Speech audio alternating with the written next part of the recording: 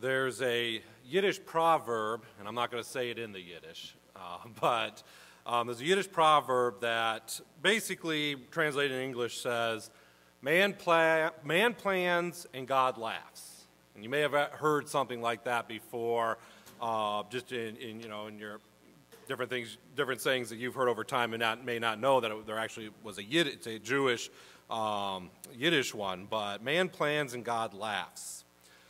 The meaning of this proverb, whether you've heard it before or this is the first time you've ever heard that, is pretty easily and immediately understood by anyone who's of adult age and likely anyone who is of adolescence.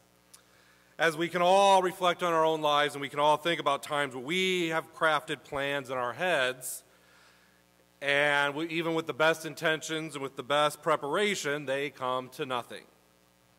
And sometimes even before we get started, before we even launch those plans, we see them just crumble right before our eyes. And these plans, they can be something comparatively small or trivial, something like a family vacation or a holiday celebration, in which we envision this perfect schedule or the laying out of perfect activities, only to have them sidetracked or disrupted by seemingly random events or uncooperative people. And if you remember that movie from, I don't know, it's probably early 80s, so probably about 30, 35 years ago, Vacation, that had Chevy Chase in it, this was like the perfect example of the plans that don't come to fruition, in which you have this man of the family, this father, who wants to give his family this perfect vacation experience. And a lot of it is him recalling back when he was a child on the vacations he used to go on and the great memories he had from them. But if you've seen that movie, if you've not, you know that there's a number of just misfortunes and unfortunate events, things ranging from accidentally killing the family dog to their great aunt dies along the way, who they're taking out to other family members, and of course the big when you think the family's finally overcome all of these obstacles and these problems, they get to the amusement park that they've traveled across the country to see, and it's closed for repairs. And much of the humor in this movie comes not only from some of the absurd and ridiculous situations that the Griswold family finds themselves in, but it's also, we're laughing along with the Griswolds. We're not just laughing at them, but we're laughing along with them because we can remember and think about in our own lives when something similar has happened to us. The traveling to another place and the amusement park being closed, I've experienced that actually. Now, thankfully, the trip was not just to go to the amusement park. It was down in Williamsburg, Virginia, and so I'd gone to the Colonial Williamsburg the day before. We were going to go to Busch Gardens the next day. Didn't realize that they closed, at least at that time, back in the late 90s, the day after Labor Day, which was the day we went. They closed down for the winter, and so we were confronted with an empty amusement park. So I've actually have experienced that firsthand. But the plans that we make that don't come to fruition, they can be even much greater, much more significant in our lives than just a family vacation or that perfect Thanksgiving that we're striving to achieve. The plans can be career projections and aspirations. They could be spousal and family arrangements that we had hoped to obtain. Could be lifestyle aspirations. And these plans are often become detoured or abandoned because of misfortunes and unforeseen problems. They can also sometimes become abandoned or misdirected because of our own poor decisions and the actions that we decide to take. As the Director of Health Career Advising up at Case Western, where I work, I see this actually all the time with many of my students. Their plans to become physicians or dentists or physical therapists or whatever it is that they're aspiring to, they end up getting disrupted, maybe because of a poor test score. For a lot of the pre-meds, that MCAT looms huge in their lives. And if they can't pass it, they're not going to, or they can't score high enough on it, they're not going to medical school. Sometimes we see the onset of an illness that they experience, or maybe that's occurring in their family, or a family member loses a job and it throws the family finances all into whack, and all of a sudden their grades suffer for a semester or a year, and that can damage their plans. And these events, sometimes they do delay the plans for just a year or two. Sometimes they redirect their lives altogether. This is not to say, though, that our detours that we confront are always negative, though. Sometimes our career aspirations, our lifestyle plans end up being disrupted for good reasons. Maybe it's we find our besherta, our besherta, that being kind of your soulmate, the one that's the Hebrew for your soulmate, or the one that God destined for you to find.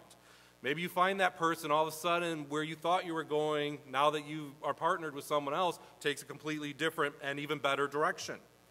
Maybe plans that you have to move to a different state or region of the country, maybe they get derailed because all of a sudden out of nowhere you get this amazing job offer that keeps you where you are, or maybe even takes you a different direction, and that's going to give you a new life that you never could have envisioned. Sometimes what we think is bad originally ends up being very good even. I'm always reminded of one student that I worked with for probably 5-6 years ago. In college, she had some really bad experiences happen to her. Her closest friend died, and she never really got the counseling or was able to cope with it, and her grades ended up crashing. Her family had some financial troubles where she had to drop out for a year to go work and help her other brothers and sisters who were still in high school go through funding or help just support the family. Never got into med school for that reason. Ended up, though, and I was glad she wrote me like 3 years after the fact. She ended up eventually getting her life back on track, went and got a master's degree. I forget what bio field, but out of Johns Hopkins. And at this point, she's probably in her 3rd year or so at one of the top pharmacy schools in the country. So everything worked out for her. It wasn't the plan she laid before her, but actually she's on a great path now and very happy with where she's at. So faced with this reality, though, that no matter how much planning we do or how much control we try to exercise in our lives, we have to be honest with ourselves and realize there's simply too many variables in life for us to account for all of them, and there's too many forces beyond our means to bend, to control, that are going to impact our destiny and impact our fate. And in face of this reality, what do? Are we just to sit there and say, well let's not even make plans anymore at all? We'll just roll with whatever God throws at us? Are we to just sit back and really not aspire to anything, not to have any career ambitions, not have any dreams that we wish to pursue? Are we just to live reactive lives in which we wait for our fate to come to us? After all, does not the suggestion that God laughs at our plans in the Yiddish proverb suggest there's no reason really to make plans or to take actions? Well, in the parashah this week, we see a man who's confronted with the task of carrying out a set of plans, and not his own plans, but the plans of his master being Avraham. And this servant of Avraham is tasked with going to another country to find a bride for Avraham's son. Because Avraham doesn't want Isaac to marry any of the Canaanite women that they live among. He wants to go back and find someone from his family that he can marry, that Isaac could marry. And although this servant is not named in the parashah this week, many biblical scholars do assume this is Abraham's servant, Eliezer of Damascus, the one who was named back in chapter 15 of Genesis as being the steward of Abraham's house. So Abraham tells this servant, probably Eliezer, to go and find his wife a son. And just as a side, as a father, I like this idea a lot. I like the idea that I would pick Hyla's husband. And I wish I'd lived maybe 4,000 years ago where this still was the practice. Now, at first, though, we may not think much of this story. It's easy to pass over this story. After all, it's about Avraham. And Avraham, the scriptures tells us, was someone who walked beside God and was even considered by God as a friend, whom God would reveal his will. God says, as we read in the previous parashah, that he would not hide his plans from Avraham. And thus, what Avraham commands to his servant, we can easily assume this is simply Avraham carrying out God's will, asking the servant to carry out God's will. Yet if we make this assumption, we miss the lesson that each of us can learn from the servant who carries out Abraham's plans. For in his actions, we see how each of us should approach planning and aspiring towards our own future goals. For the servant reacts to Abraham's plan not by saying it's a waste of time or that it's foolishness to pursue because God laughs when man makes plans, But rather, in recognizing that God does laugh, he seeks God's guidance, and he seeks God's blessing upon his endeavors. In every action that he's going to take, he consults God. In other words, he seeks to affirm that Abraham's plan is also God's plan. Thus, after receiving his instructions from Abraham, we see how the servant asks for God to give him some success. Genesis 24:12 states, "And he said, O Lord God of my master, Abraham, I pray thee, send me good speed this day, and show kindness unto my master, Abraham." So he asks that he be given success by God. But furthermore, the servant then seeks out God's will in regards to Abraham's desires. Rather, the servant relying on his own knowledge or his own judgment to go to the city to find Abraham's family and then pick a woman among them, instead he asks God to intercede by showing him a sign as to who should be chosen among the women of Abraham's family. So the servant continued in his prayer as follows in verses 13 through 14. "Behold, I stand here by the well of water, and the daughters of the men of the city come out to draw water. And let it come to pass that the damsel to whom I shall say, Let down thy pitcher, I pray thee, that I may drink. And she shall say, Drink, and I will give thy camels drink also. Let the same be she that thou hast appointed for thy servant Isaac. Thereby shall I know that thou hast shown kindness unto my master." Now, oftentimes when we seek or we think about someone asking for a sign, we automatically assume that's actually a lack of faith to ask for a sign from God. And we're going to come back to the verses that we usually go to. We'll come to those in a second. But here in the servant asking God to reveal whom Isaac's wife should be by asking for a specific sign from God, I would argue that this servant is actually demonstrating a remarkable faith in God. For the servant could have easily prayed, as oftentimes we pray, simply that God would give him wisdom in making his decision, then he goes off and uses his own judgment to make the decision. Or he could have prayed for favor among Abraham's family, and just go to Abraham's family and say, I'm the servant of Abraham, this is what I've been tasked to do, can you provide me one of your daughters? But he doesn't do these things. Instead, he acknowledges that God actually has sovereignty, he has authority over every individual, and so he prays then for the specific sign, and one that only God could orchestrate. And as we relate the lessons of these events to our own lives, we have to ask ourselves, how often do we ask God to actually provide us a direct answer to our prayers? We may ask God to lead us in the right direction, but do we actually trust him to make the decision for us? Or again, do we really rely on our own judgments and our own knowledge? We acknowledge God in prayer, but do we really actually seek the answer coming from him? Or do we say, okay, I've done my duty, I've prayed to God for wisdom, and now I just go out and carry out my own decisions? Are we willing to show that faith to ask for a specific sign like Abraham's servant did? Or are we intentionally leaving them vague in order to retain the final decision of our options? Say, for example, you have a job offer for a position that you're not entirely certain, is this the best move for my career? Is this the best decision for my family? Do you merely ask for God to help you make the decision? Which again, it's not wrong, it's a good thing to ask for, but are we willing to take that next step? Are you ready to get specific and ask for a sign? Not necessarily something miraculous, but just something that's very specific and very clear. Now, anytime one raises, like I said, this issue of asking for a sign, there's often a question that comes immediately to the back of our minds. Is it really right to ask for a sign? After all, we recall quickly the words of Yeshua, who chastised the people of his time for demanding a sign. Matthew 12:39a states, "But he answered and said unto them, An evil and adulterous generation seeketh after a sign." So when we read Yeshua's chastisement here to the scribes and Pharisees who had just asked him for a sign, we have to, as I always say, context is king. You have to understand the context of what's being said here. We must recognize that the sign for which they were asking was very different than the type of sign that the servant of Abraham was asking for. As we'll see in a minute, the type of sign that Gideon asked for. For the sign asked by the Pharisees was a challenge to the authority of Yeshua. They were asking for Yeshua to prove that he was Messiah, to prove that he walked in the authority of God. They were specifically testing him for this reason, and in testing him, they were violating the commandment that's given in Deuteronomy 6:16, which says, "You shall not tempt the Lord your God, as you tempted him in Massah."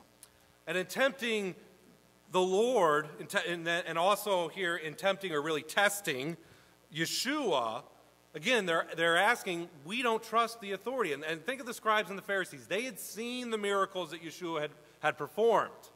They had even, and they had heard of other ones from the crowds. But they didn't trust it. Go back, I didn't go all through Matthew 12, but go back. Right before Yeshua they ask for the sign, they speak for this, is where Yeshua accuses them of blaspheming the Holy Spirit because they doubted the miracles and they ascribed the miracles he was performing to the devil. He was they were questioning his authority and where it came from to perform these miracles. So then, after he chastises them for that, they said, well, give us a sign then proving your authority is from God. That's why Yeshua responds here in saying it is a wicked and adulterous generation that asks for such a sign. Now, in contrast to their asking for a sign of Yeshua in order to prove himself, the servant of Abraham was acknowledging the authority of God by asking him for a sign, asking that he would be shown who is Isaac's wife. He knew that God's sovereignty over his creation made it possible for God to orchestrate all the events of that day, which led Rebekah to the well at that perfect moment, and to remove Rebekah's heart and mind so as to act in the manner that would reveal her as God's intended bride for Isaac. Thus, Abraham's servant was not testing God, but rather he was seeking God's direction and God's approval. Gideon provides us another example of someone asking God for a sign in order to discern divine will, not to ask God to prove his divine will or to prove his ability to move as he wants, but simply to understand it. Judges 6:36-40 tells us, "And Gideon said unto God, If thou wilt save Israel by my hand, as thou hast said, behold, I will put a fleece of wool in the floor. And if the dew be on the fleece only, and it be dry upon all the earth beside, then shall I know that thou wilt save Israel by my hand, as thou hast said. And it was so, for he rose up early on the morrow, and thrust the fleece together, and wringed the dew out of the fleece, a bowl full of water. And Gideon said unto God, Let not thine anger be hot against me, and I will speak but this once. Let me prove, I pray thee, but this once with the fleece. Let it now be dry upon only the fleece, and upon all the ground let there be dew. And God did so that night, for it was dry upon the fleece only, and there was dew on all the ground." When you look at the commentaries and even the sermons, just Google, sermon on Gideon or sermons on the fleece to see how people approach this. There actually is a lot of debate and question about, was Gideon acting righteously by asking for a sign from God in this? And in deciding whether or not Gideon's actions were right, we have to get to the intent, again, of what was Gideon after, and why was he asking for that sign? And I think it's pretty clear that nowhere is there an intent by Gideon to test God's sovereignty like the Pharisees did with Yeshua. In putting the fleece out and asking that the dew be on it while not on the ground, and then the opposite the following night, Gideon wasn't asking God to demonstrate his ability to provide victory over the Israelites. After all, Gideon was probably aware. We know, when you read Judges, you know the sin cycle and the repentance cycle and how God lets the enemies of Israel overtake them and oppress them when they fell away from the faith. Then they would cry out. God would raise up a judge to then rescue them and provide them. So Gideon knew this history. He was living in this period of time. He knew that God had the ability to do this.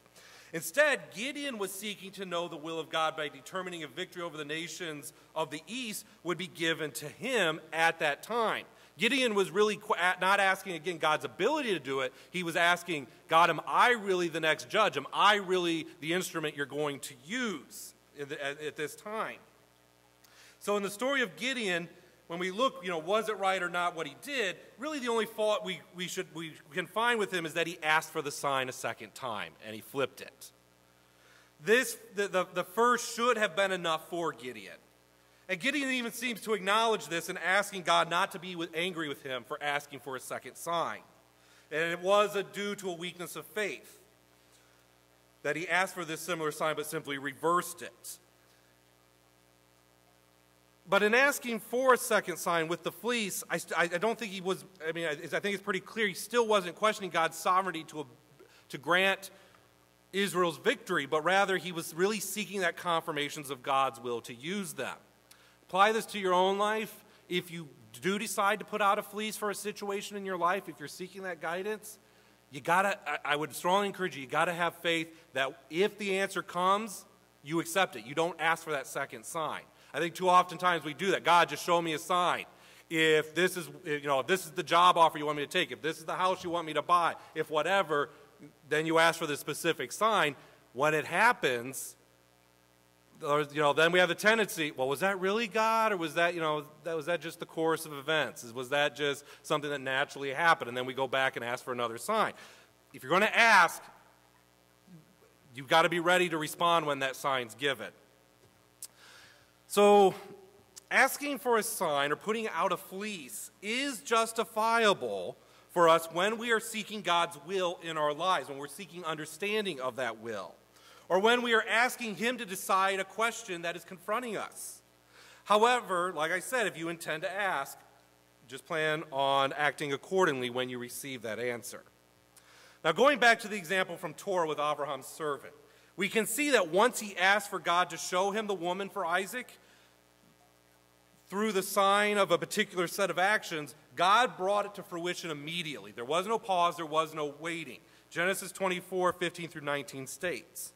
And it came to pass, before he had done speaking, that behold, Rebekah came out, who was born to Bethuel, the son of Milcah, the wife of Nahor, Abraham's brother, with her pitcher upon her shoulder. And the damsel was very fair to look upon, a virgin, neither had any man known her. And she went down to the well and filled her pitcher and came up. And the servant ran to meet her and said, Let me, I pray thee, drink a little water from thy pitcher. And she said, Drink, my lord. And she hasted and let down her pitcher upon her hand and gave him drink. And when she had done giving him drink, she said, I will draw water for thy camels also until they have done drinking. Now, if we stop to think about Rebekah's immediate appearance, that even before he was finished praying, Rebekah shows up. Now, again, he just sees a woman approach. He doesn't know if this is the woman that God is destined for Isaac or not. But she shows up. And when we see that she shows up before he's even done praying, we see immediately God's sovereignty over this entire situation. For Rebekah to appear just at that perfect moment, that means God knew the prayer before it was even spoken. Because God had been orchestrating Rebekah's entire day so that she would have shown up right at that moment. From the time that she woke up that morning, to the time that she ate breakfast, to the time that she left home to journey to the well, to the addition or subtractions of distractions that would have either slowed her down or sped up her progress. To get to that well at that immediate time, God had been orchestrating that all along before the servant even spoke the prayer. And keep in mind now as we read this, that we're reading this from the perspective of Moshe as he's writing out the book of Genesis. And so therefore, although we read here that the woman was the granddaughter of Abraham's brother, and thus a family member, the servant has no idea of this yet. When he sees the woman, he doesn't know who she is. He doesn't know what family she comes from. All he notices is that she's very beautiful and that she's of a young age. So he's probably assuming that she may be available for marriage. And it's not until she responds to his request for a drink by also providing water to the camels that he sees his prayer then unfolding. He sees that the answer is being given to him. Nevertheless, he still needs confirmation that not only had his prayer been answered by God, but that God would demonstrate his approval of Abraham's plan for a son.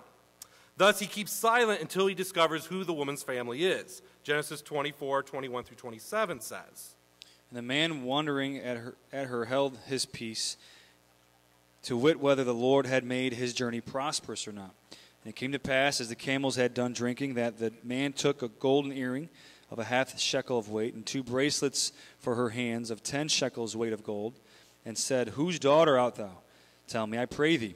Is there room in thy father's house for us to lodge in? And she said unto him, I am the daughter of Bethuel, the son of Milcah, which she bare unto Nahor. And she said moreover unto him, We have both straw and provender enough, and room to lodge in. And the man bowed down his head and worshipped the Lord. And he said, Blessed be the Lord God of my master Abraham, who hath not left destitute my master of his mercy and his truth. I being in the way, the Lord led me to the house of my master's brethren. So thus he received a double confirmation of God's approval, not just of his prayer, but really of his master Abraham's plans for Isaac. Not only had Rebekah performed the task he had asked for as a sign, but she was from the house of Terah. She was from the house of Abraham's family.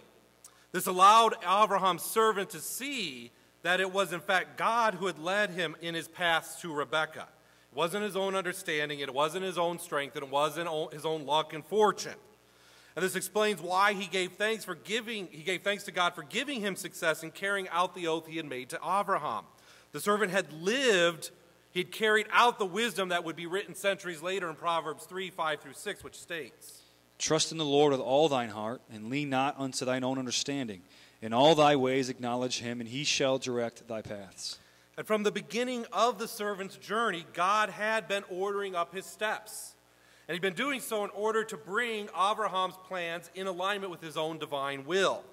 For even Abraham recognized that the servant would not go alone, but rather a messenger of the Lord would go before his servant. Expressing his confidence in God's blessing of Abraham's plans, the patriarch spoke in Genesis 24:7.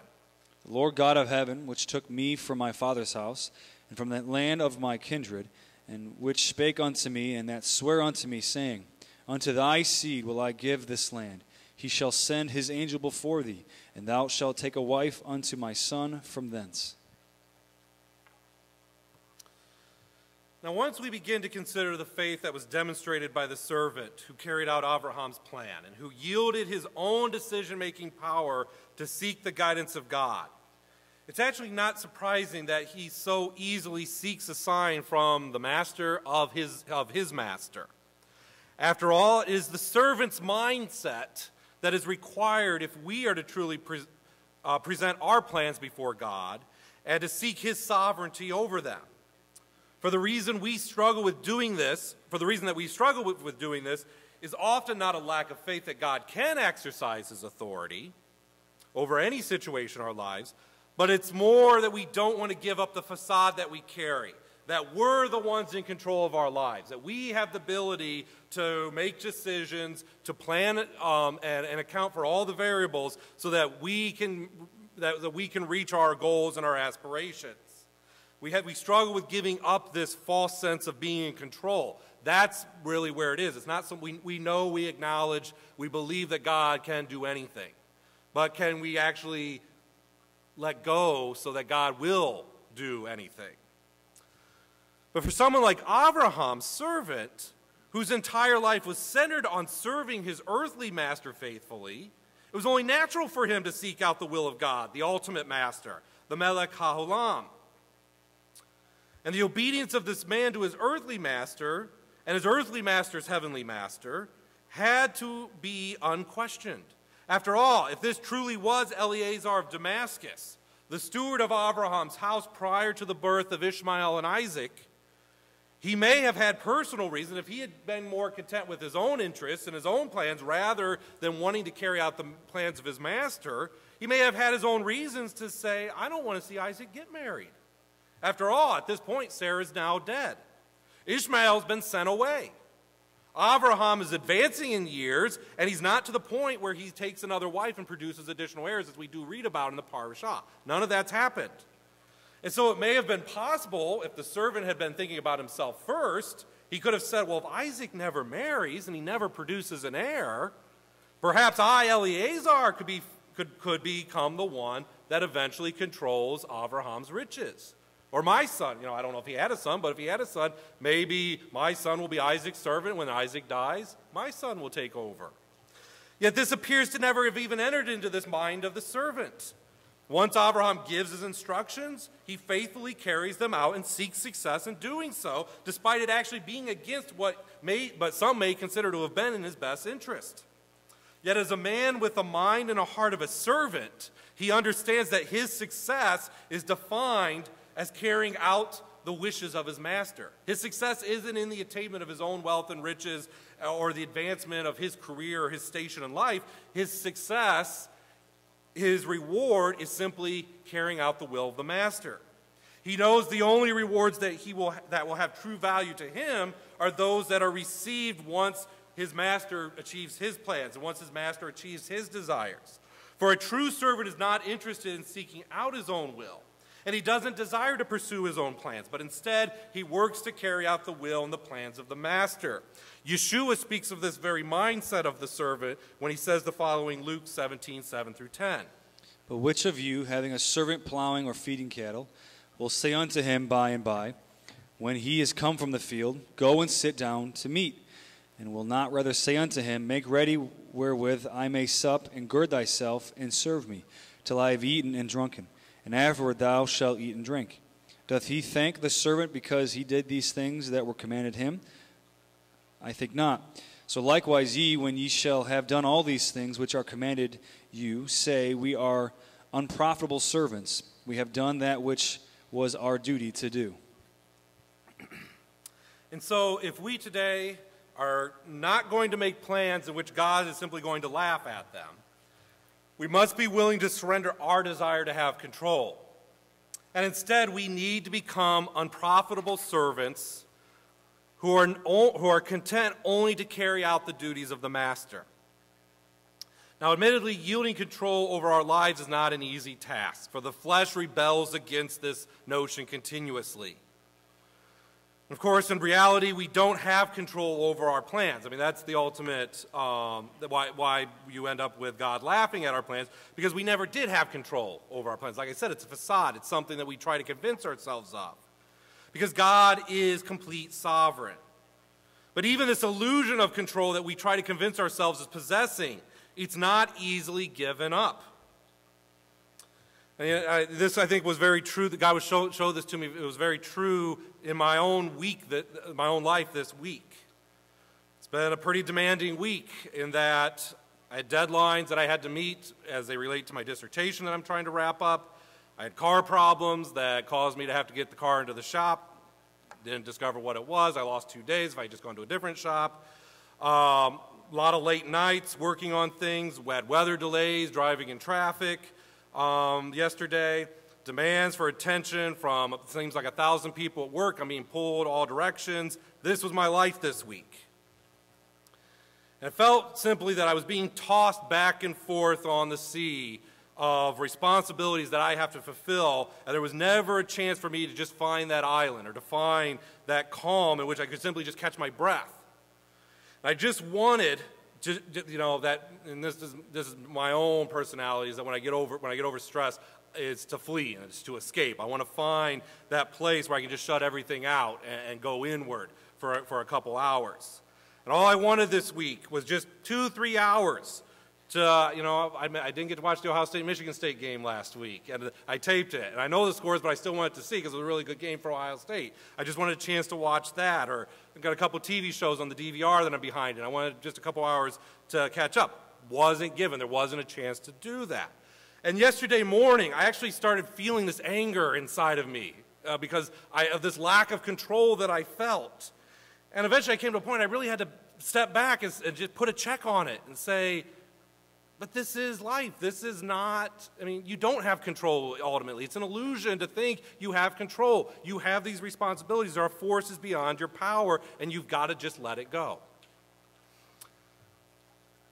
And even Paul, if we go to the scriptures and we look at Paul, who consistently invokes the title of servant and slave to Messiah in his letters, and he speaks often of his role as an apostle and as a minister.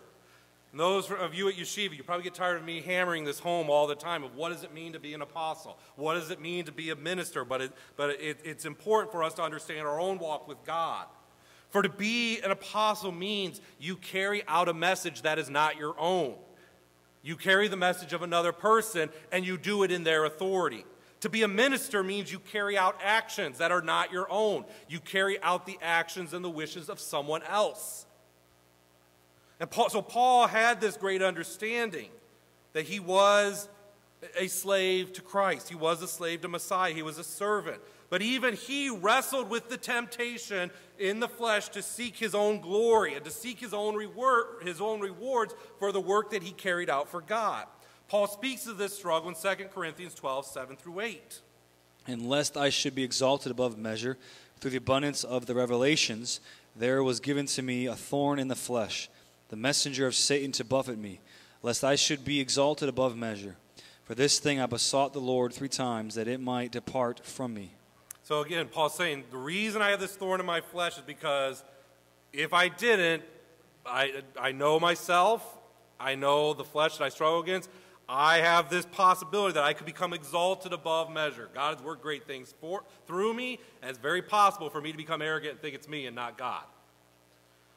Now, there's been a lot of discussion by biblical scholars about what was this thorn in Paul's flesh.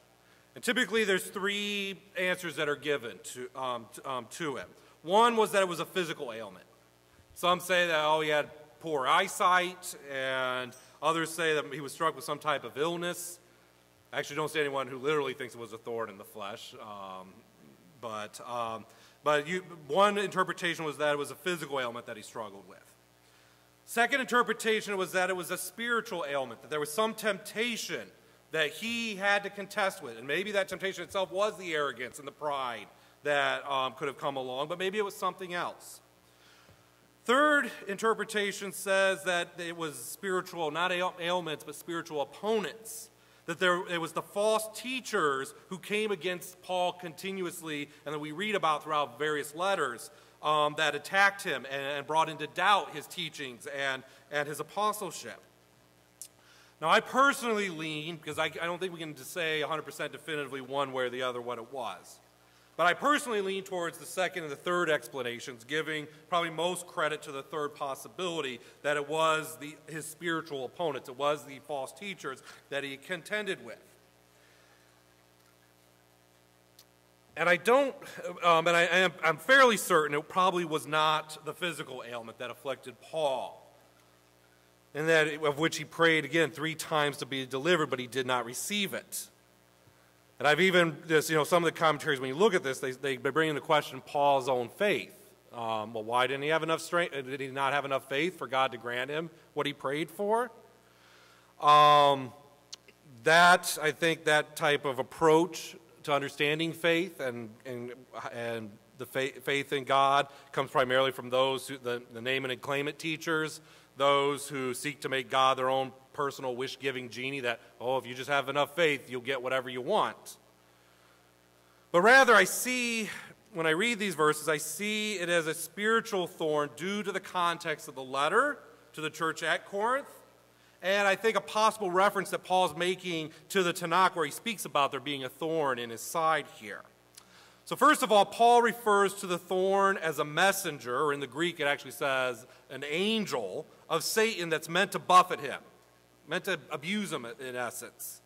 And the use of the term messenger or angel seems to be referencing the false teachers who opposed Paul's ministry. And that's really what the entire book, most of the book of 2 Corinthians is about. Paul's name had been defamed in Corinth. If you read the book, as just a whole letter, instead of just picking out verses and for those nuggets of scripture, if you just read it as a whole letter, you see Paul is writing this letter because somebody in Corinth had been going against him, saying, "You need to stop listening to Paul. Paul is a liar. Paul cannot be trusted. Paul is not worthy of the title of apostle." So this is what Paul is responding to in his second letter here. And if you go back to 2 Corinthians 11, 12 through 15, he addresses these teachers.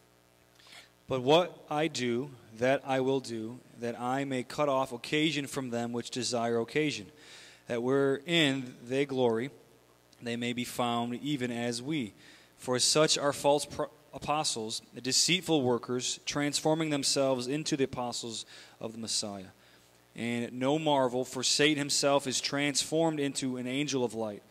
Therefore it is no great thing if his ministers also be transformed as the ministers of righteousness, whose end shall be according to their works. So he's saying that these false teachers who are coming against him, he in essence is saying that they are actually ministers, they are angels of Satan. Just as Satan disguises himself as an angel of light, so does those who follow after Satan disguise themselves as ministers of the righteous. And so that these false teachers are, in essence, are called false apostles, false messengers. Then, so when he says that the thorn in his side is an angel of Satan or a messenger of Satan that has been sent, you see that comparison between the two that could easily be made. Now, furthermore, when we turn back to the Tanakh, we see how the enemies of the children of Israel who dwelt in the same land that they did were also referred to as a thorn in their side. Numbers 33:55 and Judges 2:1-3 state. But if ye will not drive out the inhabitants of the land from before you, then it shall come to pass that those which ye let remain of them shall be pricks in your eyes and thorns in your sides, and shall vex you in the land wherein you dwell. And an angel of the Lord came up from Gilgal to Bochim, and said, I made you to go up out of Egypt, and have brought you unto the land which I swear unto your fathers. And I said, I will never break my covenant with you, and ye shall make no league with the inhabitants of this land. Ye shall throw down their altars, but ye have not obeyed my voice. Why have you done this? Wherefore I also said, I will not drive them out from before you, but they shall be as thorns in your sides, and their gods shall be a snare unto you. So just as these close internal enemies would constantly be a trouble to the children of Israel, causing strife and causing wars, causing temptations that would lead them astray from the law, so were the false teachers that were within the Jewish and the proto-Christian communities of the first century whom were contending with Paul. They were people that lived with and beside the true followers. But they were a thorn, just as these Canaanite tribes that were never expelled from the land became a thorn for the children of Israel. And thus Paul had to rely on God for his strength against them, just as the Israelites would have to rely upon God for their strength from the nations that were never removed from Canaan. Think about specifically like the Philistines and the Amalekites. Constantly, generation after generation, a thorn in the side of the children of Israel. So Paul, I think, is making this comparison to these false teachers who are constantly the thorn in his side, causing strife, causing him to be rebuffed or buffeted about. And just as the Israelites, how would they get rescued from that thorn? It was when they called out to God for help. So likewise, Paul, in order to keep him humble, would have to call out to God for help against these false teachers. So ultimately, regardless of what this thorn in Paul's side was, if I've brought forth the correct interpretation here, or if, say, it is a physical ailment, what does remain important is that God did not remove it, because it was meant to keep Paul humble and to make sure that Paul would always recognize that he should not be seeking to control the situation, but rather he needed to be that faithful servant, that one who relied upon the authority of his master to control the circumstances that would confront his ministry. 2 Corinthians 12:9-10 states, And he said unto me, My grace is sufficient for thee, for my strength is made perfect in weakness. Most gladly, therefore, I will rather glory in my infirmities, that the power of Messiah may rest upon me. Therefore I take pleasure in infirmities, in reproaches, in necessities, in persecutions, in distresses for Messiah's sake. For when I am weak, then I am strong. And it's only the mindset of the servant who can acknowledge that when he is weakest, he actually becomes the strongest. For it requires one to acknowledge what their station in life is. To acknowledge that if they are to rely on their own authority and their own power to overcome adversity, they're likely going to fail because in reality they have none or very, very little. On the other hand, if they acknowledge that as a servant, when they carry out the plans of the master, when they carry the message of the master, and they do so in his name and under his authority, then the servant is made strong because that authority from the master is now invested in them. They act from a position of true power, not their own, but the power of the master. And we see this all the time in our day-to-day lives, and I'm going to give you an example of just where going back to where I work. Every Wednesday morning, there's a professional staff meeting, and every director and assistant associate dean who reports to the dean of undergraduate studies comes together, and we talk about things that we strategize, but we also talk about different meetings and events going on campus so that we're informed of everything that's going on. And what's always interesting is how I've noticed that as we respond, how we respond to a group, to different things that are going on in the university, depends on what perceived authority we think we have in relationship to that other authority. So for example, when the dean that oversees us comes and he says, we need to act in a certain way because some other director, some other dean, or even a vice president who we don't report to directly, whenever we're said, well, we need to respond or we need to do something because they're doing this or they want us to do this, the response is always, why? Because we don't recognize their authority over us.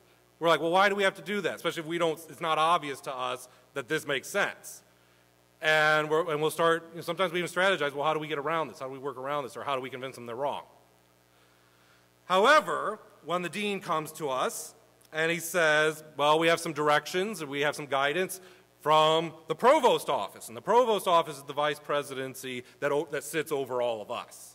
So we know this is coming down, and we ultimately, there's levels between us, but we know that there's responsibility there that we hold to them. The question becomes, it's not a question that's open for debate, but it's a question for negotiation. We always ask, well, what if? And what I mean by that is we're asking, okay, if we have to do this, but what if we think about it this way instead? Or what if, instead of doing it exactly the way we want it, we propose a different solution? So we're going to enter a negotiation with this person of authority over us to try to convince them that maybe we got a different perspective that might work better. On the other hand, when the dean brings directions or guidance to us, and it comes from the president's office, there is no why, there is no what if. The question is simply, how do we do it? Because we recognize that's where ultimate authority rests. And so if we think about it as servants, we recognize that authority of the president, that we are serving the president, and so it's only a matter of how do we go about doing this. And we see this played out in the servant of Avraham this morning. He recognizes the authority of his master, Avraham, but only to the extent in that although he does not ask why questions, he doesn't ask, well, why are you wanting me to do this? What's wrong with just taking a bride here in Canaan or anything like that? He doesn't debate Avraham's intention, but he does ask the what-if questions. He asks, well, what if I fail? What if I can't find a woman? What if the woman doesn't want to come back with me? I find a woman, but she refuses. And he says, like, should I take Isaac then? Should I come back and get Isaac and take him? And this is not insubordination by the servant to Avraham, but rather he's just simply seeking to understand the extent of his authority as a servant. And he understands the extent of his authority is restricted by the authority that Avraham himself exercises. However, once he does set out on his journey to complete the plans of his master, Avraham, he then turns to the even greater sovereign, to the master of his master, and he starts asking those how questions. He asks God to show him, how will I know if this is the right bride, if this is the right woman for Isaac? And in these questions, he then is acknowledging God's greater authority in which he then acts and he carries out the plans of his master. And if you wanted to take this to a full comparison, the servant actually does get to the point of asking the why questions as well. And that is done with Laban, Rebekah's brother. Because if you remember, Laban, and of course Laban will repeat this much more when when his nephew Jacob comes later for his daughters, but it says that Laban and his wife say, well, let's just wait 10 days. Don't go immediately. The servant's response is kind of a why. He's like, no, why hasten? Let's go now. And Rebekah then says, I will go, and they do. And this is how all of us need to act as the servants of Adonai. We should not be bothered with the why questions. Why, God, are you asking me to do this? Why should I? Isn't there a better way? We shouldn't even be asking the what-if questions. Well, God, you're telling me to do this, but what if I try and I fail? Or what if I don't get the exact response I'm hoping for? But rather, we should simply be seeking the how question. Once we discern God's will, the one question that is legitimate to ask is, okay, God, I'm ready to act. How do I do this? We should be looking for how we can know God's plans in our lives. We should acknowledge that if we are to have any authority in the situations in our lives, it can only be as a servant of God carrying out his instructions, carrying out his will, thus exercising his authority. If we want to avoid God's laughter when we plan, we must come to accept that we are unprofitable servants and that our only reward comes when the master has been faithfully served. With this in mind, then, let us close with the words of Solomon in Proverbs 16, 1-9, which state, "The preparations of the heart in man, and the answer of the tongue is from the Lord. All the ways of a man are clean in his own eyes, but the Lord weigheth the spirits. Commit thy works unto the Lord, and thy thoughts shall be established. The Lord hath made all things for himself, yea, even the wicked for the day of evil. Every one that is proud in heart is an abomination to the Lord. Though hand join in hand, he shall not be unpunished. By mercy and truth iniquity is purged, and by the fear of the Lord men depart from evil. When a man's ways please the Lord, he maketh even his enemies to be at peace with him. Better is a little with righteousness than great revenues without right. And a man's heart divideth his way, but the Lord directeth his steps." Amen. It's our duty to praise the master of all, to ascribe greatness to the author of creation. For he made us unlike the nations of the lands, and has not placed us like the families of the earth. He has not made our portion like theirs, and our lot like all their multitudes. And we bend the knee and bow and acknowledge our thanks before the King over kings, the Holy One, blessed be he. He stretches out heaven, establishes earth's foundation, and the seat of his glory is in the heavens above, and the presence of his power is in the most